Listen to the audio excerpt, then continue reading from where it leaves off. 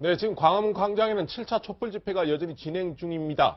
노은지 채널A 정치부 기자, 김유림 채널A 사회부 기자. 네. 네, 오셨습니다. 어서 오세요. 네. 안녕하세요.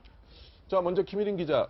오늘 벌써 촛불 집회가 7차인데 어제 대통령 탄핵안이 가결됐습니다. 가결된 직후에 열린 촛불 집회가 어떻게 될지 많은 사람들이 궁금해합니다. 지금 규모가 어떻게 되죠? 네, 일단 규모는요, 지난주에 비해서는 훨씬 줄어든 양이지만 그래도 많은 시민들이 아주 광화문에 모여 있는 모습입니다. 현재 경찰 추산 10만 명, 그 집회 측 추산 20만 명 정도 이상의 그 임원들이 지금 현재 광화문에 모여 있는데요. 이 보시다시피 모두들 다 이렇게 촛불에 불을 붙이고 가수 이은미 씨의 공연을 광화문 광장에서 지켜보는 모습 보실 수 있습니다.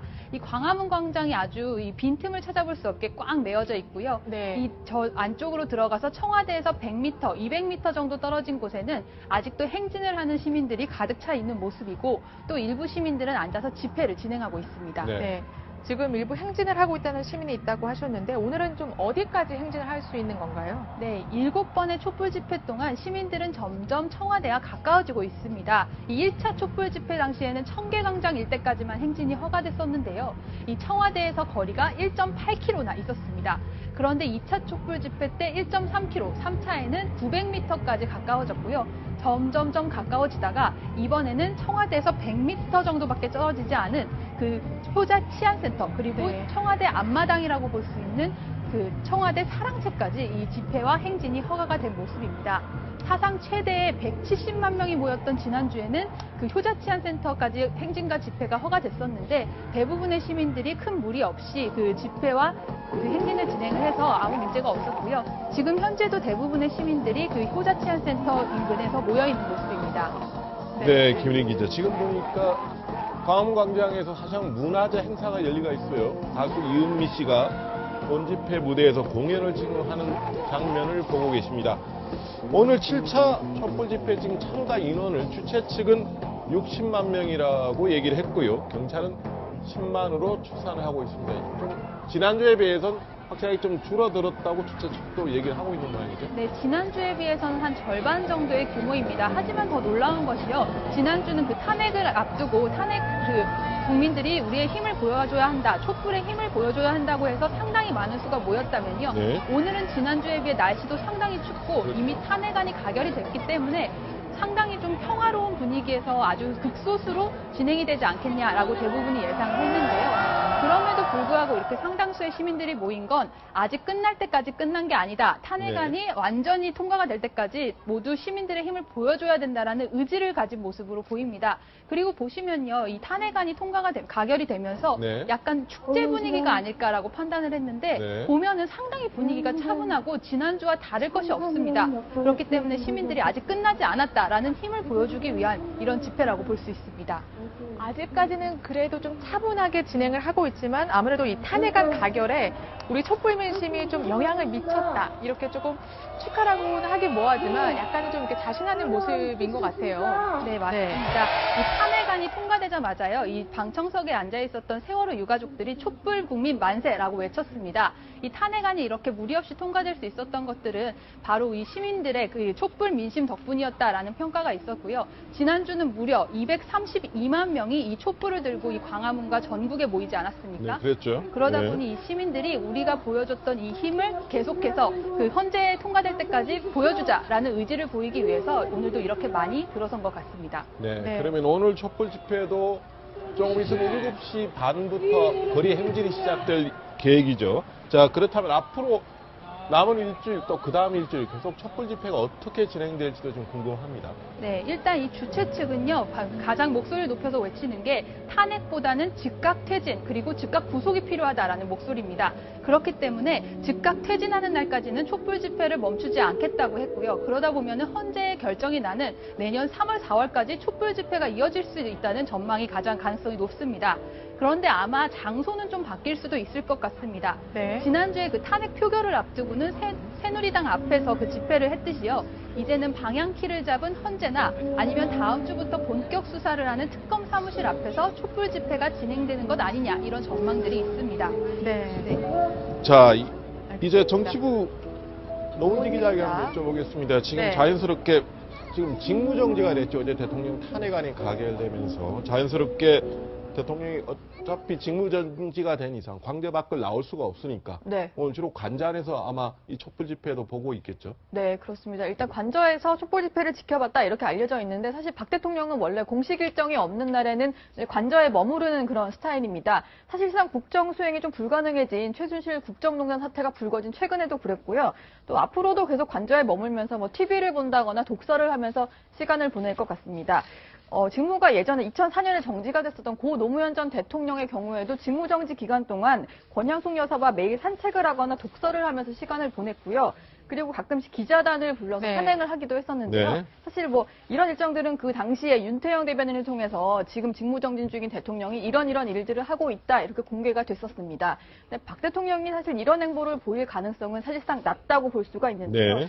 뭐 탄핵을 바라보는 여론이 당시에는 뭐 탄핵 무효 이런 게 많았다면 지금은 당장 퇴진 이런 여론이기 때문에 그런 일정을 공개한다는 것도 쉽지가 않을 것이고 또 박 네. 대통령 역시 그렇게 기자단이라든지 아니면 주변에 이렇게 곁을 쉽게 내주는 스타일이 아니기 때문에 그런 거는 좀 가능성이 낮아 보이고요. 일단 직무가 정지되기는 했지만 박 대통령이 머무는 관저에 의정과 경호를 담당하는 인력들은 계속 근무를 하고 있거든요. 그래서 최소한의 예우는 제공을 받게 되고 또 1,766만 원 정도의 월급이 그대로 지급이 됩니다. 다만 업무 추진비는 뭐 지금 실제로 직무를 수행하고 있지 않기 때문에 이 업무 추진비 정도는 지급이 중단됩니다. 네, 지금 박 대통령의 이제 예우를 살펴봤는데 그 어제 탄핵안 가결 직후에 박 대통령이 국무위원들과 간담회를 열었는데 뭐 눈물을 보였다 이런 얘기가 있어요. 네, 저 공개된 영상에서는 눈물을 비치는 것은 보이지가 않았습니다. 네. 표정이 상당히 어두웠고 그리고 뭐 목소리가 좀 잦아들기도 했고 네, 지금 나오고 있네요. 네, 표정은 안 보이는데. 비공개 행사 전 공개 행사를 얘기하는 거죠. 네, 네. 모두 발언을 했었고 한 40분 정도 그 이후에도 간담회가 진행이 됐는데 마지막에 끝나고 나서 국무위원들과 악수를 하면서 그동안 너무 고마웠고 나 때문에 미안하다 이런 얘기를 하면서 눈물을 흘렸다고 합니다. 그래서 뭐 그 악수 인사를 받는 국무위원들 중에 한 사람도 눈물을 흘렸다 이런 얘기가 전해졌습니다.